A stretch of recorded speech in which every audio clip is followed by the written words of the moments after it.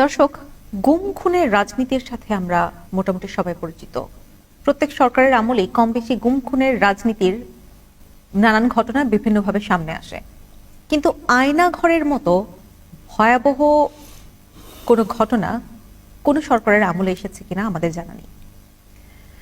আয়নাঘরের অনেকগুলো ঘটনা আমরা শুনেছি 5 আগস্ট আওয়ামী সরকার পতনের পর। আজকে সেরকম একটি ঘটনা আমরা সরাসরি যিনি এক্সপিরিয়েন্স করেছেন তার মুখ থেকে শুনবো। আসলে কি ঘটেছিল তার সাথে এবং কোন সময় ঘটেছিল এবং কিভাবে তিনি সেখান থেকে বের হয়ে আসতে পেরেছিলেন। আমার সাথে আছেন জনাব আবু সালে, former central publicity secretary, Bangladesh ইসলামী ছাত্র শিবির। আমি আপনার কাছে একটু জানতে চাই যে এই ঘটনাটা আপনার সাথে কবে ঘটেছিল এবং কিভাবে আপনি সেখান থেকে বের হয়ে আসতে পেরেছিলেন। ধন্যবাদ আমাকে সুযোগ দেওয়ার জন্য এবং আমন্ত্রণ করার জন্য। আমি শুরুতে একটু আমার দর্শকদের উদ্দেশ্যে একটু সংশোধনী দিয়ে শুরু করি। আমার পুরো নাম হচ্ছে আবু সালে ইয়াহিয়া এবং আমার দেশের জনগণ দর্শকবৃন্দ অনেকে আমাকে ইয়াহিয়া নামেই বেশি চেনেন, যেহেতু ফার্স্ট নেম হিসেবে আপনি এই দেশে ফার্স্ট নেমটা বেশি চলে, সেজন্য বলেছেন। ঠিক আছে, আপনাকে ধন্যবাদ। আপনি ঠিকই বলেছেন যে গত 15 বছর ফ্যাসিস্ট আওয়ামী লীগ ক্ষমতায় থাকার জন্যে যাকে যেভাবে তার প্রতিপক্ষ মনে করেছে, ইচ্ছে করে কখনো কখনো কাউকে প্রতিপক্ষ মনে করেছে এবং তাদেরকে সেভাবে তারা দমন করেছে। কাউকে একেবারেই গুম করে মেরে ফেলেছে। আমরা ইলিয়াস আলীর খবর জানি না উনি কোথায়। কিছুদিন আগে খবর বেরিয়েছে যে ওনাকে মেরে হয়তো যমুনা নদীতে ফেলে দেওয়া হয়েছে। We never know. কারণ আমরা দেখেছি ইলিয়াস আলী গুম হওয়ার পরে শেখ হাসিনা আবার ইলিয়াস আলীর সন্তানদের সাথে দেখা করে অভিনয় করেছিলেন। এই জন্য একটা স্লোগানই হয়ে গেছিল, অভিনয় কম করো প্রিয়, এরকম আপনি দেখেছেন এই আন্দোলনে। আমি সে সময় ঢাকায় থাকতাম। আমি আমার ছাত্র সংগঠনের ছাত্র শিবিরের কেন্দ্রীয় প্রচার সম্পাদক আমি ছিলাম। ঢাকা ইউনিভার্সিটিতে পড়াশোনা করতাম। আমরা সরকার বিরোধী আন্দোলন, এটা রাজনৈতিক অধিকার, সে কারণে আমরা বিভিন্ন কর্মসূচিতে অংশগ্রহণ করতাম। প্রচার এবং মিডিয়াতে কাজ করার কারণে বিভিন্ন সময় আমাকে মিডিয়া ফেস করতে হইতো এবং তখনকার যে কোনো মিছিলে, আমি 2013 সালের কথা বলছি, 2012 সাল থেকে বলা যায় যে চূড়ান্তভাবে দমন পীড়ন শুরু করে হাসিনা সরকার। তো তখনকার যতগুলো মিছিল মিটিং হতো প্রায় প্রত্যেকটাতেই তারা আক্রমণ করতো। হাসিনার পুলিশ আক্রমণ করত এবং কখনো কখনো তারা বিজিবিকেও ব্যবহার করত, র্যাবকে ব্যবহার করত এবং অধিকাংশের ক্ষেত্রে আমরা দেখেছি যে সিভিল ড্রেসে বিভিন্ন রকমের আর্মস, এগুলোর নাম আমরা জানি না, আমরা কোনোদিন এগুলো শিখিও নি, দেখিনি, টাচ করিনি। তো তারাও থাকতো। তো এইভাবে জুলুম নির্যাতন করতো। তো মিডিয়াও সে জায়গায় উপস্থিত থাকতো এবং প্রত্যেকটা ক্লাসের, পলিটিক্যাল ক্লাস বা পুলিশের অ্যাটাক, সেগুলোর নিউজ কিন্তু মিডিয়ায় আসতো। নিউজটা এইভাবে আসতো, উল্টো পুলিশের উপর শিবিরের আক্রমণ, জামাতির উপর আক্রমণ বা শিবিরের উপর পুলিশের অ্যাটাক, সেটা না হলে নিউজ আসতো অন্যভাবে। তখন মিডিয়া আমাদেরকে অনেক সময় খুঁজতো বা আমরা মিডিয়ার সাথে দেখা করলাম, কি ঘটেছিল ঘটনা, পুলিশ বক্তব্য দিচ্ছে, আমরা এখানে অবস্থান করছিলাম। তারপরে কয়েকশো লোক এসে এখানে জড়ো হয়, জড়ো হওয়ার পরে তারা পুলিশের উপর অ্যাটাক করে। আরে বাবা, পুলিশ, তুমি সরকারের জনগণের টাকা দিয়ে ট্যাক্স নিয়ে তুমি ওই জায়গায় দায়িত্ব পালন, তোমার উপর কেন অ্যাটাক করবে, তারা সেভাবে বলতো। এবং সেই দুষ্টা দিন শেষে শিবিরের নাম উল্লেখ করতো, কখনো জামাত ইসলামের নাম উল্লেখ করে তারা অপবাদ দিত এবং বাংলাদেশের মিডিয়াগুলো অতি উৎসাহে সেগুলো প্রচার করতো। অত্যন্ত দুঃখজনক। এবং আমি তো বলি যে এই মিডিয়াগুলোর কিছু মিডিয়া কর্মী তাদের ব্যক্তি স্বার্থের জন্য, তাদের গোষ্ঠী স্বার্থের জন্য এবং ফ্ল্যাট পাওয়ার জন্য, প্লট পাওয়ার জন্য বাইরের শেখ হাসিনা সফরের সাথে যাতে যায় 200 জন 300 জনের বহর যেত না, সেখানে যাওয়ার এইসব ছোট্টখাটো সুবিধা, এগুলো আমি মনে করি দুনিয়ার দৃষ্টিতে এগুলো ছোটখাটো। এগুলোর জন্য তারা হাসিনাকে কিন্তু ঠিকই রেখেছিল, এইভাবে ন্যারেটিভ দাঁড় করায় দিত। তারা সেগুলো স্ব উৎসাহে প্রচার করতো। তখন আমি প্রচার মিডিয়ায় কাজ করি হিসেবে আমার দায়িত্ব ছিল এটাকে প্রটেস্ট করা। কখনো অনফিল্ড, যখনই তারা ফিল্ম করছে মিডিয়া, আমাকে পেলে আমাকে বলতো, আমরা বলতো আমরা শান্তিপূর্ণ মিছিল করেছি, আমাদের শান্তিপূর্ণ গণতন্ত্রের অধিকার নিয়মতান্ত্রিক পন্থায় আমরা করছিলাম। সেখানে পুলিশ অন্যায়ভাবে আমাদেরকে অ্যাটাক করেছে, আক্রমণ করেছে, আহত করেছে, গ্রেফতার করেছে। তো এগুলো মিডিয়াতে যেত, যার কারণে তারা আমাকে টার্গেট করে যে না, এটা তো একটা স্পোক্স পারসন, এটা তো এর মাধ্যমে তো কথা চলে আসে, তাহলে এখন একে ধরতে হবে। এবং এর মুখ বন্ধ করে দিতে হবে। মানে ফেসিজম যেভাবে প্রতিষ্ঠিত হয়, যে কথা বলবে তাকে কিন্তু তার বয়সটাকে, কণ্ঠটাকে স্তব্ধ করে দেওয়ার যে কাজটা। তো এই জন্য তারা দীর্ঘদিন থেকে আমাকে খুঁজছিল, স্পেশালি বিভিন্নভাবে বাসে করে যারা যাতায়াত করছিলেন সেখান থেকে কাউকে কাউকে তুলে নিচ্ছিল, তারপরে কখনো কখনো মিছিল থেকে তুলে নিচ্ছিল, কখনো কখনো ট্রেন থেকে গুম করছিল। আমি আপনার ঢাকার মতিঝিলের অপোজিটে যেখানে নয়াদিগন্ত অফিস আছে তার অপোজিটে হচ্ছে নটরডেম কলেজ, ঠিক এই জায়গায় বাসের একটি কাউন্টার আছে, সেখানে গ্রিন লাইনের কাউন্টার ছিল। গ্রিন লাইন বাসে করে 2013 সালের 23 জানুয়ারি আমি সিলেটে যাচ্ছিলাম, আমার বাড়ি সিলেটে যাচ্ছিলাম আমার চাচাতো বোনের বিয়ের জন্য। আমি জানি যে কোনো সময় তারা আমাকে গুম করতে পারে এবং মেরেও ফেলতে পারে। এ ধরনের খবর যারা কারাগারে ছিলেন এর আগে, আমাদের তো অন্যান্য নেতাকর্মীদেরকেও তারা গ্রেফতার করছিল, রিমান্ডে নিয়ে নির্যাতন করছিল। তখন রিমান্ডের নির্যাতনে অনেককেই জিজ্ঞেস করতো যে এই ইয়াহিয়া কোথায়, ওর বাসা কোথায়, ওরে ধরিয়ে দেয়, তাহলে তোকে আর মারবো না, এ ধরনের অনেকেই বলতো। তখন আমাদের নির্দিষ্ট একটা বিভাগ আছে যারা কারাগারে যান তাদেরকে সাপোর্ট দেওয়ার জন্য। তো তাদেরকে দেখতে জেলখানায় ভাইরা যেতেন, তাদের মাধ্যমে মেসেজটা আমার কাছে আসতো, অনেকবার এসেছে যে আপনাকে খুঁজতেছে, আপনার জন্যই আমাদেরকে পিটাইছে, মারছে, বলছে যে মিছিলে আমরা দেখছি তোকে ইয়াহিয়ার সাথে, ওতে ওরে ধরাই দে, তাহলে তুলে ছেড়ে দিব। কারণ আমরা তো জানি না রে ভাই আমাদের জন্য মারছে, ইয়াহিয়া ভাইকে বললেন যেন সাবধানে থাকে, এই জন্য আমি সাবধান ছিলাম। কিন্তু চাচাতো বোনের বিয়ে হওয়ার কারণে, এবং আমার চাচা অত্যন্ত আবেগী ছিলেন, অসুস্থ ছিলেন, উনি আমাকে খুব জোর করলেন। তো আমি চিন্তা করলাম তাহলে চাই, এবং তাছাড়া আমার আম্মাও অসুস্থ ছিলেন, তাকে আমি রেগুলার দেখতে যেতাম, কিন্তু অনেক দিন থেকে যাই না। তো ওই দিনে এক চান্সে ভাবলাম যে আল্লাহ ভরসা। তো যেটা হয়েছিল, গ্রিন লাইনে আমি বাসে করে মতিঝিল নটরডেমের সামনে থেকে উঠেছি। এই বাসটা ইত্তেফাক মোড়ে, একটু পরেই হচ্ছে ইত্তেফাক মোড়, সেখানে নিউ নেশন পত্রিকা আছে, ইনকিলাব অফিস আছে। সেই জায়গায় আসার পরে বাসটা থেমে যায়। কেন থামলো আমরা কেউ কিছু জানি না। বাসটা থেমে যাওয়ার পরেই দেখলাম যে এরকম কোটশুট পরা, কালো শুট কোট পরা, প্রথমে দুজন উঠলেন, উঠে আপনার বাসের উপরে যে হ্যান্ডরেল আছে, হ্যান্ডরেল ধরে ধরে তারা গুনে গুনে আসছিল। আমার টিকিট নাম্বার ছিল F1। এই তারা গুনে গুনে আসা F1-এই আমাকে পায়, এবং এই F1-এ পাওয়ার পরেই একজন আরেকজনের দিকে তাকায় বলে যে পাইছি বইলেই এইভাবে তারা আমাকে টান দিয়ে তুলে ফেলে। এরপরে আমি দেখতে পাই যে 7 থেকে 8 জন পুলিশের পোশাক পরা লোকজন একই সাথে গাড়িতে উঠতে থাকে। তো পুলিশের পোশাক দেখার পরে আমি বুঝতে পারি যে আই হ্যাভ বিন কট, তারা আমাকে এখন কি করবে আমি চাই না।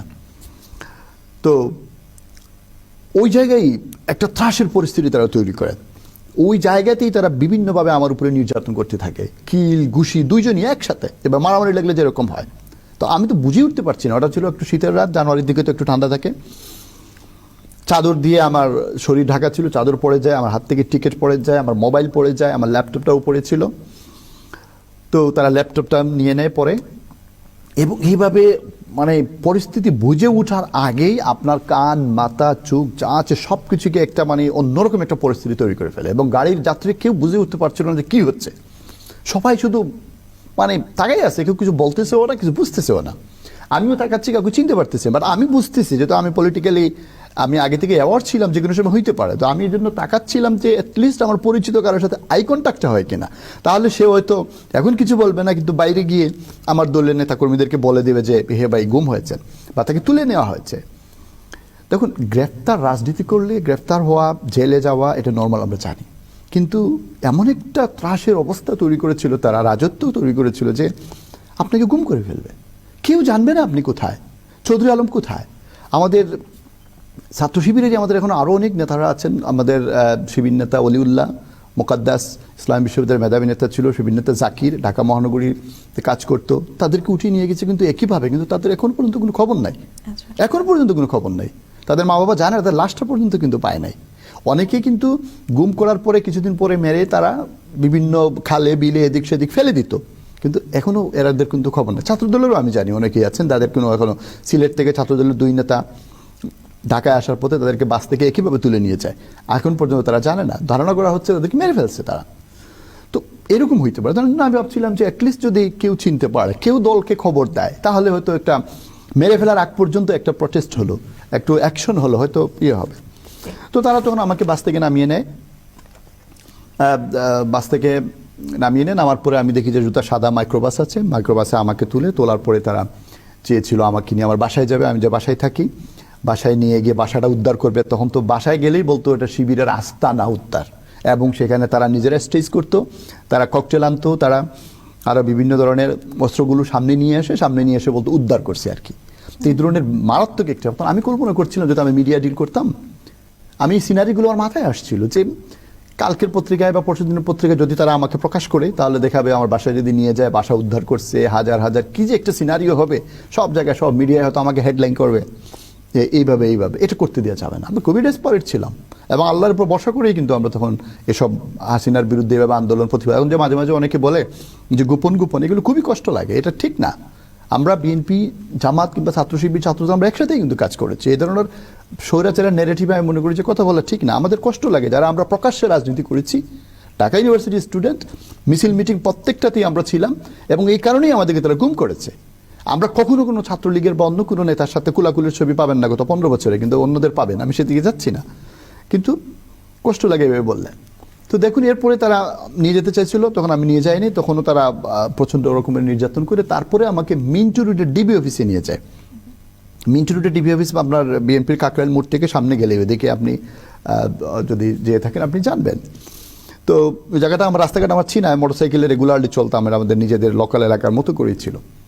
সেই জায়গায় নিয়ে যায়, সেই জায়গায় নেওয়ার পরে রাত্রে প্রায় 3:30 থেকে 4টা পর্যন্ত চূড়ান্তভাবে নির্যাতন করতে থাকে। এইখানে তারা লিড দিয়েছিল দুজন এডিসি, ডিবির এডিসি, ছিল এডিসি শহীদুল্লাহ এবং ডিবির 2013 সালের এডিসি শহীদুল্লাহ, এবং আরেকজন ছিল এডিসি আশিক। আমি সব মিলিয়ে নামগুলো বলেছি, আমি জানি।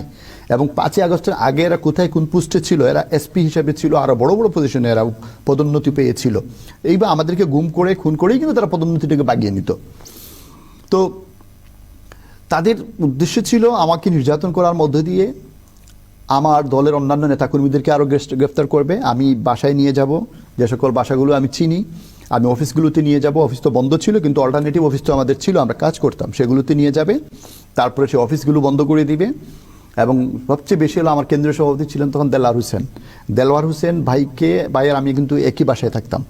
তো ওনাকে গ্রেফতার করা, ওনাকে যদি আমাকে বিভিন্ন অফারও তারা দিয়েছে, ওনাকে যদি গ্রেফতার করিয়ে দেই আমাকে তারা ছেড়ে দেবে, আমাকে তারা মারবে না, কিচ্ছু করবে না। তারপরে আরো বিভিন্ন ধরনের অফার তারা আমাকে দিয়েছিল।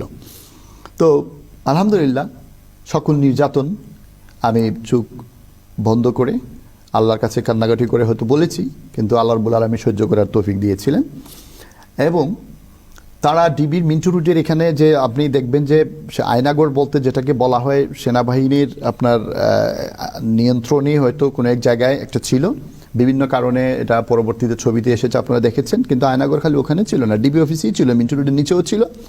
কিছু কিছু পুলিশের থানায়, আপনার থানায় হাজতখানায় কিছু কিছু তারা আয়নাগর করে রেখেছিল, কাউকে কারোর সাথে দেখা করতে দিত না, এবং এখানে শুধু নির্যাতন সেল ছিল।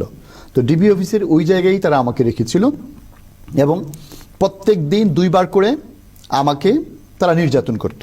তারা বলতো তারা তদন্ত করত। কেমন ছিল দেখতে? রুমটা কেমন ছিল দেখতে? হ্যাঁ, রুমগুলো খুবই ছোট্ট রুম। এখানে হয়তো আপনার কোনো কিছু কিছু রুম আছে যেখানে আপনার একজন মাত্র কোনো রকম থাকতে পারবে, সেই জায়গায় টয়লেট, সেই জায়গায় আপনার কোনো রকম একটু খাবার দেবে তারা, এবং সেই জায়গায় আপনি ঘুমাবেন, কোনো কম্বল থাকে না। আমি যেখানে ছিলাম সেখানে একটা স্যাঁতস্যাঁতে কম্বল ছিল, এবং সেখানে আরো বিভিন্ন রকমের লোকজন ছিল। আমাকে কিন্তু একসাথে রেখেছিল, আমার সাথে আরো কয়েকজন ছিল। এবং আরো যারা ছিল তাদের মধ্যে একজন আমি দেখেছি, একজন ব্যবসায়ী ছিলেন, ভদ্র মানুষ। উনি আমাকে অনেক হেল্প করেছেন। আমি উঠতে পারছিলাম না, বসতে পারছিলাম না, নামাজ আমি ওই জায়গায় পড়তাম, নামাজ পড়তে পারতাম না, শুইতে পারতাম না। ওনার পানির বোতলটা মাথার নিচে আমাকে দিয়েছিল, উনি অনেক হেল্প করেছে, যেন আমি সব জায়গায় ওনার কথা বলি। পুরান ঢাকার এক ব্যবসায়ী, ওনার কাছে 25 লাখ টাকা চেয়েছে ডিবির আরেক এডিসি, 25 লাখ টাকা। এরা তো বৈধভাবে অস্ত্র, রাষ্ট্রের টাকায় কিনা অস্ত্র দিয়ে অস্ত্রবাজি করতো, আর মানুষদেরকে জামাত শিবির টেক দিয়ে দিবে বলে কিন্তু টেকিং এর রাজনীতি সিরিয়াস। কিন্তু এটা নিয়ে আমরা এই জন্যই সবসময় কথা বলি যে আপনি টাকা দেন, নাহলে আপনার শিবির মামলা দিব, জামাতের মামলা আপনাকে জেলে ঢুকাবো, এগুলো করতো। তো 25 লাখ টাকা চাঁদা চায়, 25 লাখ টাকা না দেওয়ার কারণে ওনাকে ধরে এনে কিন্তু এই জায়গায় রাখে। তো এইরকম আরো বহু ধরনের রাজনীতি করেন না, রাজনীতির সাথে জড়িত না এমন অনেক মানুষকেও কিন্তু তারা একইভাবে নির্যাতন করেছে, এবং তারও ছিল। তো এরকম স্যাঁতস্যাঁতে কম্বল ছিল এখানে। যখন নিয়ে গেল ডিবি অফিসে, কি বলছিল তারা যে আপনাকে কেন এনেছে, আপনি জিজ্ঞাসা করেছিলেন কিনা? হ্যাঁ দেখুন, গাড়িতেই তারা একটা স্টেজ করেছে মানুষের কাছে একটা আনসার দেওয়ার জন্য। আমাকে যখন ধরে নিয়ে যায় যাত্রীদের সামনে তারা ভালো হওয়ার জন্য বলতেছে, দেখুন আমাদের কাছে ইনফরমেশন আছে যে এই গাড়ি বোম দিয়ে উড়িয়ে দিবে এক বড় সন্ত্রাসী, যেন আপনাদের নিরাপত্তার জন্য আমরা এই সন্ত্রাসীকে তুলে নিয়ে যাচ্ছি। তখন আমি মনে মনে বলি, অত পরিস্থিতি এত ভয়াবহ সৃষ্টি যে আপনি এখানে প্রশ্ন করতে পারবেন না। আপনাকে মারতেছে, এর মধ্যে আপনি কি প্রশ্ন করবেন তাকে যে বোম কোথায়? যে বম দিয়ে গাড়ি উড়িয়ে দিবে যে মানুষটাকে ধরে নিয়ে যাচ্ছে, তো বমটা কোথায়? তা তো শুধু আমাকেই ধরে নিয়ে গেলো, বম ধর পাইলো না। এইটাই আমি এখনো পাইলে ওদেরকে জিজ্ঞেস করতে মন চাই, বমটা কোথায়? অ্যাটলিস্ট বিভিন্ন জায়গায় তারা কাউকে উদ্ধার করে বলছে বানিয়ে টানিয়ে এইটা সেটা বিভিন্ন বলতো, ওটা কোথায়? তো এইভাবে তারা আমাদেরকে আমাদের চরিত্র হননেরও চেষ্টা করেছে ওইখানে। আর যখন ডিবিতে নিয়ে যায় তখন বেসিক্যালি আসলে ওরা মানে কি বলবো এটাকে, ওদের মূল কাজই হচ্ছে আরেকজনকে কিভাবে ধরবে, আমাদের আন্দোলনটাকে থামিয়ে দেওয়ার জন্য টর্চার করা, লাঠি দিয়ে আমার পায়ের তলা থেকে নিয়ে শরীরের ডান হাত বাম হাত আপনার পিছনের অংশ হাঁটু প্রত্যেকটা জায়গায়। আপনার শহীদুল্লাহ যখন নির্যাতন করতো বিভিন্নভাবে খালি প্রশ্ন করতো, বল তোর অফিস কোথায়, বল এই নেতা কোথায়, বল ওই নেতা কোথায়, এরে ধরিয়ে দে ওরে ধরিয়ে দে, বিএনপির সাথে যোগাযোগ হয় কিনা, ছাত্রদলের কাজে তুই চিনিস, অন্যান্য এইগুলোই শুধু। এবং আমার সাথে আমার ল্যাপটপ ছিল, হিসাবে ল্যাপটপে ছবিগুলো পেত, বিভিন্ন প্রোগ্রামের ছবিগুলো দেখিয়ে বলতো এই ছবির তুই এই ছবিতে আছিস, অর্থাৎ তুই জানিস এই অফিসটা কোথায়, তুই নিয়ে যেতে হবে আমাকে, তোর এই ছবিটার ডানে আছে এই নেতা, বামে আছে এই নেতা, এদেরকে ধরিয়ে দিতে হবে। মূল জিনিসটা ছিল তাদের এই টার্গেট। এই প্রশ্নগুলো প্রতিনিয়ত আমরা যারা রাজনৈতিক ছিলাম আমাদেরকে এই প্রশ্ন এই ধরনের প্রশ্নগুলি আমাকে করেছে, এবং আমি মনে করি যে আমার মতো আরো যাদেরকে গ্রেপ্তার করেছিল তাদেরকে এটাই করেছিল। এবং আর প্রশ্নগুলো যখন শেষ হয়ে যেত তখন আপনার প্রশ্নকালীন সময়েও আপনাকে টর্চার করবে, এবং প্রশ্ন শেষ হওয়ার পরেও আপনাকে বিভিন্ন সময় টর্চার করে, কখনো কখনো আপনি মাটিতে পড়ে যাচ্ছেন টর্চার সহ্য করতে না পারে, তারপরে সেখান থেকে একটা সময় নির্যাতন করার পরে তারা চলে যেত। এইরকম ছিল সিচুয়েশন ডিবিতে। এই 3 দিন এবং 3 রাত কন্টিনিউয়াসলি তারা আমাকে এভাবে কাজ করে। আপনি 3 দিন 3 রাত ছিলেন? আমি 3 দিন 3 রাত ওই জায়গায় ছিলাম। এবং শেষ দিনে এডিসি মোল্লা নজরুল, আরেকটা নাম আমাকে নিতে হবে, এডিসি মোল্লা নজরুল, তার বস ছিলেন এডিসি মনিরুল, ডিবিডিসি মনিরুল। তো এই মনিরুল 2013 সালে একটা মানে নরক রাজ্য প্রতিষ্ঠা করেছিল গুম খুনের দিক থেকে। আপনি সব মিডিয়ায় দেখতে পারবেন, একটু কালো শ্যামলা টাইপের একজন লোক, মুখ বাঁকা করিয়ে গুছিয়ে বানিয়ে কথা বলতেন ক্রস ফায়ারের ঘটনাগুলো, যে অমুক জায়গায় অত পেতে থাকা সন্ত্রাসীরা, আমরা অস্ত্র উদ্ধার করতে গিয়েছিলাম অমুককে নিয়ে, তারপরে অমুক জায়গায় যাবার পরে আগে থেকে অত পেতে থাকা তার বন্ধুরা পুলিশের উপরে আক্রমণ করে এবং ক্রস ফায়ার এসে মারা যায়। অথচ যে লোকটা মারা যায় সেই লোকটা দেখা যাচ্ছে হয়তো 3 মাস থেকে নিখোঁজ, 3 মাস আগে সে অ্যারেস্টেড থাকাটা হ্যান্ডকাপ পরা লোকটাকে নিয়ে তার ওই জায়গায় নিয়ে এই কাহিনীগুলো বলতো ডিবির মনিরুল। তো মনিরুলের সেকেন্ড পজিশনে ছিল মোল্লা নজরুল। এই মোল্লা নজরুলও আপনার ওই দিন মানে চূড়ান্ত রকমের বেয়াদবি করে আমার সাথে, বিভিন্ন রকমের শারীরিক এবং চূড়ান্ত রকমের অপমানজনক কথাবার্তা। ওদের মুখের ভাষাটা এত খারাপ যে একজন শিক্ষিত মানুষের জন্য এটা মেনে নেওয়া অনেক কঠিন। একজন অশিক্ষিত মানুষ না মেনে নেবে, কিন্তু শিক্ষিত মানুষের জন্য এগুলো আপনাকে চুর বলবে, আপনাকে বাটপার বলবে, আপনাকে জঙ্গি বলবে, এবং আরো নেগেটিভ কিছু স্ল্যাং আছে যেগুলো আসলে আমরা কোনোদিন চর্চাও করি না, শুনিও না, সেগুলো বলে মেন্টালি চূড়ান্তভাবে আপনার চর্চা করে থাকে। আপনি পরে ছাড়া পেলেন কি করে? 3 দিন 3 রাত পরে তখন আমি দেখি যে মতিঝিল থানার এসআই মুকাররম আসেন। আমি পরে নাম চিনেছি এগুলোর। তো উনি এসে আমাকে নিয়ে যাচ্ছিলেন, তখন আমি জিজ্ঞেস করছিলাম, আমি তো মনে করতাম যে সম্ভবত আমাকে ওইভাবে উদ্ধার করতে নিয়ে গিয়ে আমাকে গুলি করে মেরে ফেলবে, এরকম হবে। প্রত্যেকবার যারা আসতো তখনই মনে হতো যে আমার মনে হয় এটাই শেষ সময়। প্রত্যেকবারে যখন আসতো মনে হতো এটাই মনে হয় শেষ। তখন কিন্তু আমরা কালিমা পড়ে, আমি আমার নিজের কথা বলছি, কালিমা পড়ে রেডি থাকতাম, আল্লাহর কাছে দোয়া করতাম যে আল্লাহ অ্যাটলিস্ট লাশটা যেন আমার মা যেন খুঁজে পান, আমার ভাইরা যেন অ্যাটলিস্ট আমার জানাজাটা পড়তে পারে, সেই ব্যবস্থাটা তুমি করে দিও।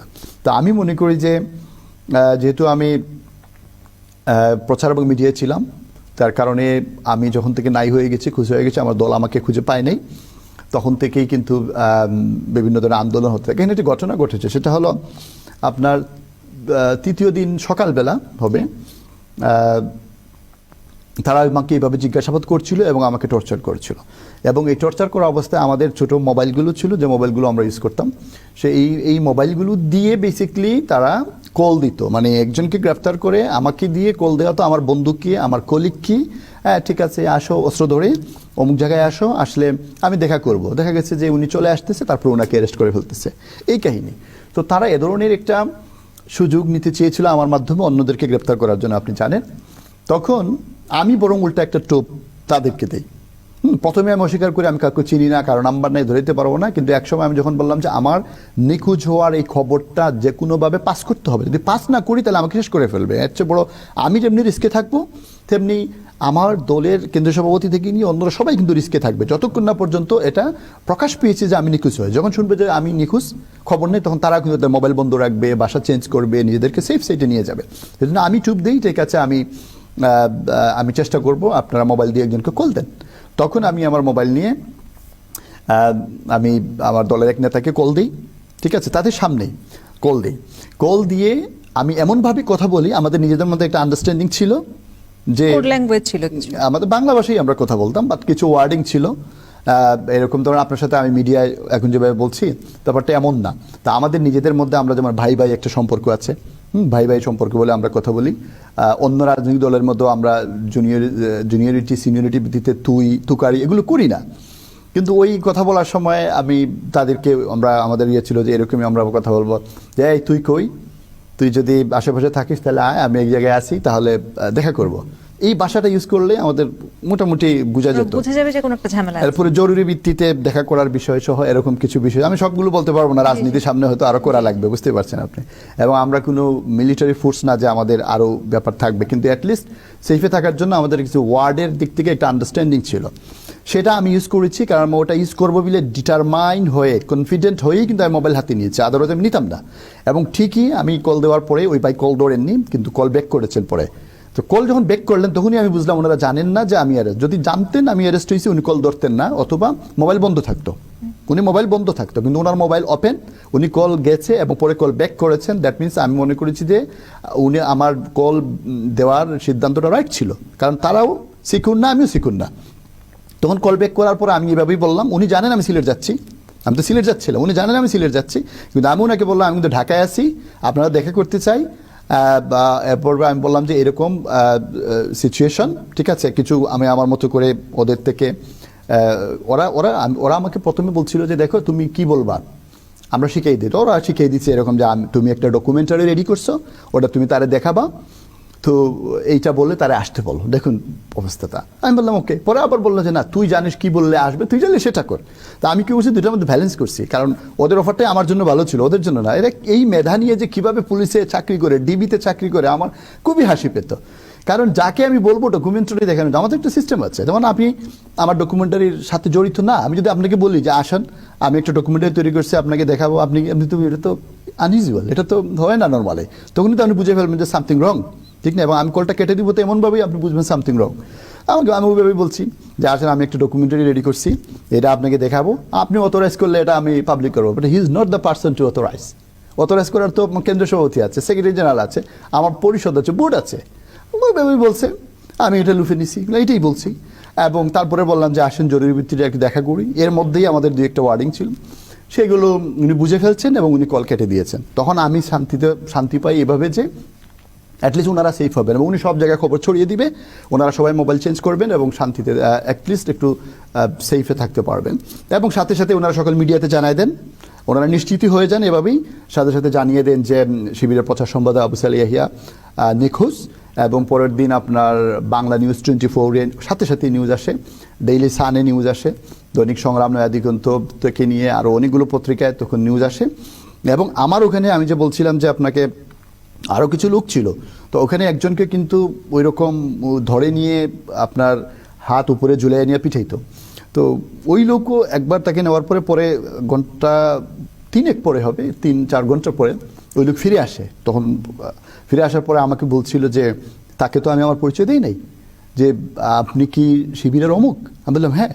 বলে আমি আমাকে যখন ওদের রুমে নিয়ে যায়, আমি দেখেছি টিভি স্ক্রলে এই নিউজটা আসছে, তখন যে কীরকম একটা প্রশান্তি লেগেছিল যে আমি রিস্ক নিয়েছি, আমি জানি যে আমি ওদের হাতে থেকে, ওদের অস্ত্রের আন্ডারের মধ্যে থেকে এরকম একটা কাজ যদি করি, ওরা আমাকে মেরে ফেলতে পারে, অনেক কিছু করতে পারে, কিন্তু সাহস করি আমি আমার নিউজটা প্রচার করে দিই সংগঠনকে সেভ করার জন্য, আমার সংগঠনের নেতৃবৃন্দকে সেভ করার জন্য, এবং কোনো বাসা বাড়ি অফিস আদালত কোনো কিছু যাতে আমাকে নিয়ে উদ্ধার করতে না পারে সেটাকে সেভ করার জন্য।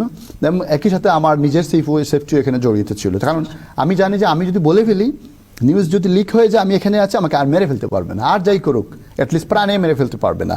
এবং আসলে তারা সেটা করতে পারেননি। মিডিয়া চলে আসার পরে প্রচণ্ড কল পেয়েছে ওরা মিডিয়াতে, এবং আমি থাকা অবস্থায় আমি পরে আবার আমাকে যখন নির্যাতন করে তখনই আমি দেখেছি প্রথম আলো থেকে একজন সাংবাদিক ওইখানে কল দিচ্ছে, এবং আমার পরিচিত তো সেফ আমাকে বললো যে প্রথম আলো সাংবাদিক তোমার এখানে কল দিল, ওদের সাথে তোমার কি সম্পর্ক?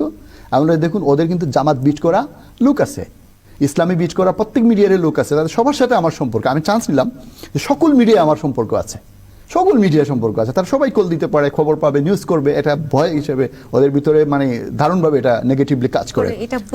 এটা বুঝে রাতের মধ্যে তারা তখন আমাকে পুলিশে দিয়ে দেয়, এবং পুলিশ তখন মিথ্যা মামলা দিয়ে পরের দিন কোর্টে পাঠায়। এরপরে আবার পুলিশ রিমান্ড দেয়, মতিঝিল থানার রিমান্ডে আমাকে আপনার তখন সেকেন্ড অফিসার ছিল ফরমান আলী গোপালী, ফরমান আলী, এখন সে এখনো আমি জানি সে কক্সবাজারের কোনো এক অঞ্চলে, কিন্তু এখনো এই 5 আগস্টের পরেও কিন্তু সে এখনো পোস্টিংয়ে আছে। এবং এসআই মুকাররম এবং এসআই আজিজ, আমি জানি না এরা কোথায় পোস্টিংয়ে আছে, বাট বের করা আমার জন্য কোনো ব্যাপারই না, যেহেতু আমার মিডিয়া কানেকশন আছে এবং বিভিন্নভাবে বের করতে পারবো। তো এরা কিন্তু প্রত্যেকেই আমাকে নির্যাতন করেছে। যেহেতু মতিঝিল থানা ছিল এবং আমাদের বেশিরভাগ প্রোগ্রাম হতো পল্টন, মতিঝিল, কাকরাইল, আরামবাগ, ফকিরাপুল মোড়, এই এলাকাগুলিতেই হইতো।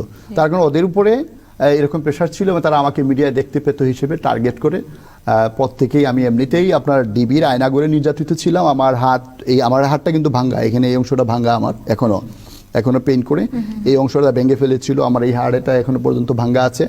তার এই অবস্থায় কিন্তু আবার তারা আমাকে নির্যাতন করে আপনার পুলিশে দেওয়ার পরে। ফরমান আলী দেখা মাত্র ওই রাতে যখনই আমাকে অ্যাডমিট করে, ওখানে এন্ট্রি করাতে হয় নাম লিখে কোন আসামি আসলো, এন্ট্রি রুমেই সে চলে যাবে, সে অপেক্ষা করছিল, এন্ট্রি রুমেই সে লাঠি নিয়ে, পাশে একটা লাঠি ছিল, লাঠি নিয়ে আমাকে আপনার চোরের মতো পিটাইতে শুরু করে।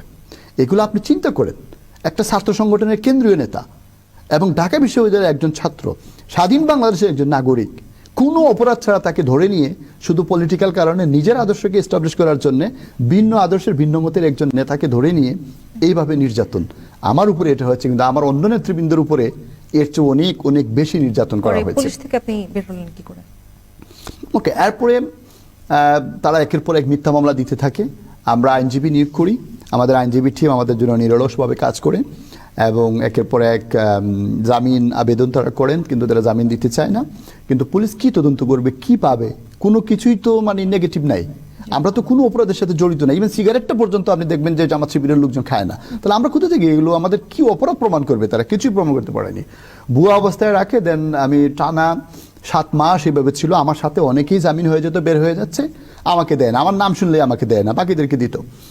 তো মানে অনেক দিন পর আবার মিথ্যা মামলা দিয়ে জামিন হলে আবার জেল গেটে ডিবি এসে বসে থাকবেন, কল্পনা করেন।